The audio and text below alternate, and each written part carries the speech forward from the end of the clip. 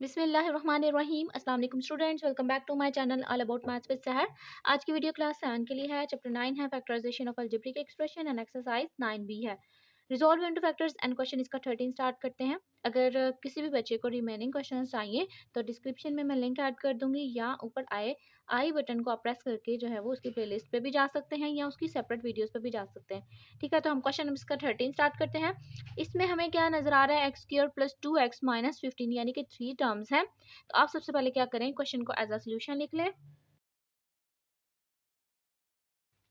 अच्छा, अब जब हमारे पास थ्री टर्म्स आ जाती हैं तो अब हम देखते हैं इनमें से कुछ कॉमन आ रहा है। अगर हम देखें तो इसमें से एक्स कॉमन आ रहा है, लेकिन जो है वो एक अकेली वैल्यू आ जाती है, तो फैक्टर्स कंप्लीट नहीं होते। अब आपने क्या करना है, इसमें पेयर्स बनाने हैं। तो पेयर्स आप किस तरीके से बनाओगे, सबसे पहले तो आपने अरेंजमेंट देखनी है। अरेंजमेंट इसकी कैसी है, सबसे पहले इसकी पावर वेरिएबल की एक्स स्क्वायर है, फिर x1 है और फिर x0 है। ठीक है, अगर कोई भी कांस्टेंट हमें वैल्यू नजर आ रही होती है तो वहां पे वेरिएबल 0 आता है। ठीक है, यानी कि वेरिएबल की पावर 0 होती है। तो सबसे पहले आप क्या करोगे, यहाँ पे जो आपको एक हाईएस्ट पावर और एक जीरो पावर यानी कि हाईएस्ट पावर स्मॉलेस्ट पावर नजर आ रही है, आपने उनको एज इट इज रहने देना है। एक्स स्क्वायर को एज इट इज रहने दो और जो कांस्टेंट आपको नजर आ रहा है उसको एज इट इज रहने दो। जिसकी पावर 1 है यानी कि जो लीनियर फॉर्म बन रही है ना, लीनियर वेरिएबल, आपने उसकी जगह उसके कोफिशिएंट की जगह जो है वो ब्रैकेट अप्लाई कर देनी है, बाकी आपके पास एज इट इज वेरिएबल आ जाएगा। अभी बेसिकली मैंने क्या किया है, जो आपको सेंटर वाली वैल्यू नजर आ रही है, अरेंजमेंट आपने पहले कर लेनी है, फिर सेंटर वाली वैल्यू नजर आ रही है, आपने उसकी जगह जो है वो ब्रैकेट अप्लाई कर देनी है, बाकी सारी वैल्यू एज इट इज लिख देनी है, कोई भी चीज जो है वो मिस नहीं करनी। अब आपने इसके पेयर्स किस तरीके से बनाने हैं, सबसे पहले तो आप यहाँ पे देखेंगे कि यहाँ पे आपको कुछ नजर नहीं आ रहा, तो यहाँ पे 1 है। तो आपने सबसे पहले 1 और 15 यानी कि highest power and lowest power के कोफिशिएंट को आपस में मल्टीप्लाई कर देना है। तो ऑब्वियसली क्या आना है, 1 के साथ जब हम -15 को मल्टीप्लाई करेंगे तो -15 ही आएगा और +2। अब आपने कुछ दो ऐसे फैक्टर्स लेने हैं जिनको मल्टीप्लाई करने से हमारे पास -15 आए और ऐड और सब्ट्रैक्ट करने से हमारे पास क्या आए, +2। अच्छा, अब आपने सबसे पहले देखना है कि 15 कहाँ का आता है। 15 3 की बात करते हैं, 3 5 सा 15, फिर 5 3 सा 15। तो हमारे पास सिंपल जो है वो यही पेयर बन रहे हैं, 3 5 सा एंड 5 3 सा 15। अब आपने बेसिकली क्या करना है, आपने इनको इस तरीके से अरेंज करके लिखना है विद साइन, कि जिसको आप जब मल्टीप्लाई करो तो -15 आए और प्लस या सब्ट्रैक्ट करो तो 2 आए। ठीक है, अब आपको ये पता है कि जब मैं यहाँ पे 5 में से 3 निकालूंगी तो ऑब्वियसली क्या आएगा, 2 आएगा।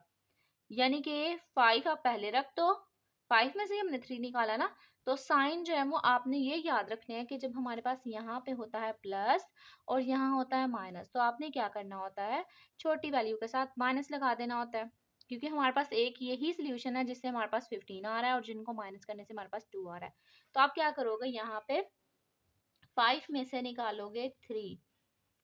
ठीक है, मैं आपको करके भी दिखाती हूँ मल्टीप्लिकेशन किस तरीके से होगी। जब मैं 5 मल्टीप्लाई बाय -3 मल्टीप्लाई करूंगी तो हमारे पास -15 आ जाएगा, क्योंकि प्लस माइनस माइनस होता है मल्टीप्लिकेशन में डायरेक्टली। लेकिन जब मैं इनको ऐड करूंगी 5 -3 तो ऑब्वियसली क्या आएगा, +2। तो ये जो जो दोनों चीजें हैं ये फुल हम हमारे क्वेश्चन के अकॉर्डिंग जो है आ रही हैं। तो आपने सिंपली यहाँ पे 5 में से 3 को निकाला तो 2 आ गया।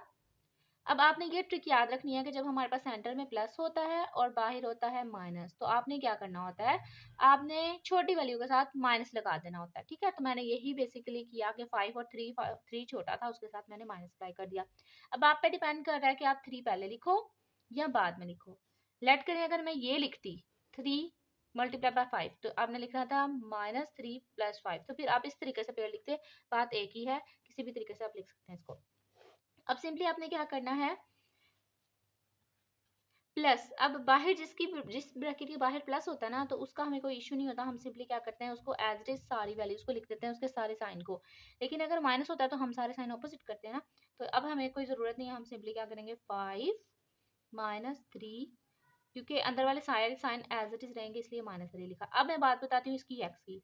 तो जब एक्स जो है वो प्लस भी हो रहा था मल्टीप्लाई और एक्स भी मल्टीप्लाई हो रहा था, तो जब मैंने 5 के साथ मल्टीप्लाई किया तो 5x, -3 के साथ एक्स को मल्टीप्लाई किया तो -3x और -15 एज इट इज आ गया।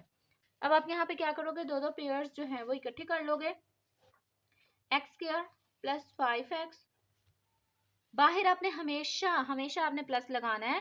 बेशक आपके पास यहाँ पे जो थर्ड वैल्यू है उसके साथ माइनस है या प्लस है, आप इस पे कंसीडर आप नहीं करोगे, आपने सिंपली यहाँ पे प्लस ही लगाना है जब हम इनको क्लोज करेंगे दो ब्रैकेट्स में, ठीक है।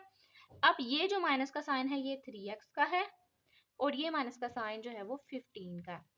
अब मैं इसमें से जब कॉमन निकालूंगी तो हमें दो टर्म्स नजर आ रही हैं, दोनों में से आपको एक वेरिएबल ऐसा नजर आ रहा है जो सेम है, यानी कि एक्स स्क्वायर है और x1 है। अब आपने जो पावर है वो छोटी देखनी है किसी भी वेरिएबल की, जब हम उसको बाहर निकालते हैं, जब हमने कॉमन निकालना होता है ना तो हम किसी भी वेरिएबल की छोटी पावर को देखते हैं। तो छोटी पावर यहाँ पे क्या है x1, तो आप क्या करोगे छोटी पावर को बाहर निकाल दोगे, लेकिन निकाला हमने दोनों में से है, इसमें से भी इसमें से भी, लेकिन लिखेंगे एक दफा।